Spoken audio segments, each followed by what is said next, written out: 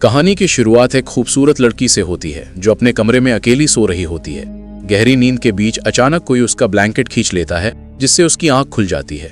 वो उठकर देखने ही वाली होती है कि तभी कोई उसके बाल पकड़कर उसका सिर तकिए में दबा देता है।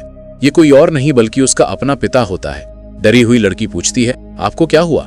लेकिन वो कोई जवाब नहीं देता, बस उसे अजीब और गंदी नजरों से देखने लगता है। वो उसके चेहरे को छूता है और कहता है कि उसकी बेटी कितनी बड़ी हो गई है। लड़की डर के मारे रोने लगती है। कुछ देर बाद वो आदमी कमरे से चला जाता है और लड़की समझ ही नहीं पाती कि उसके साथ क्या हुआ। अगली सुबह रसोई में माँ खाना बना रही होती है। लड़की का नाम मैरी है। मैरी मन ही मन सोचती है कि क्या उसे बीती रात की बात अपनी माँ को बतानी चाहिए। तभी उसकी बहन और छोटा भाई नाश्ते की टेबल पर आ जाते हैं। कुछ देर बाद पिता भी आकर ऐसे बैठते हैं जैसे कुछ हुआ ही ना हो। मैरी ये देखकर हैरान रह जाती है।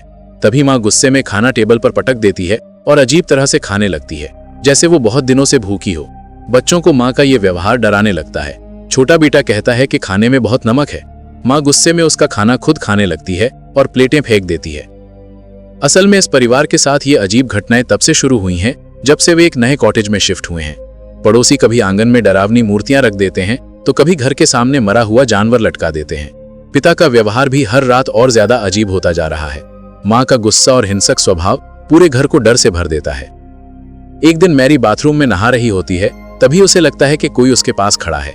शीशा साफ करने पर उसे अपनी बहन ऐना दिखती है। कमरे में आकर ऐना बताती है कि पिता हर रात उसके कमरे में भी आते हैं और अजीब हरकतें करते हैं। ये सुनकर मैरी टूट जाती है। तभी अचानक पिता कमरे में आ जाते हैं और उनकी बातें सुन लेते हैं। वो चाकू निकालकर दोनों पर हमला कर देते हैं। मैरी किसी तरह उन्हें धक्का देकर गिरा देती है और दोनों बहनें भागने की कोशिश करती हैं। संघर्ष के दौरान मैरी सीढ़ियों से गिरकर बेहोश हो जाती है। घर में हालात और बिगड़ते जाते हैं। कभी माँ, कभी पिता तो कभी बच्चे। सब कुछ डरावना और उलझा हुआ लगता है। बाद में पता चलता है कि घर में कोई बुरी आत्मा है जो परिवार के लोगों का रूप लेकर उन्हें एक दूसरे के खिलाफ कर रही है। पिता अपने पादरी भाई को बुलाते हैं, लेकिन असलियत और भी भयानक होती है। जिस पादरी पर भरोसा किया जाता है वही असल में शैतान निकलता है। अंत में असली पादरी पहुंचते हैं और प्रार्थना के जरिए उस बुरी आत्मा को बाहर निकालते हैं। शैतान को खत्म करने के लिए एक बड़ा बलिदान देना पड़ता है।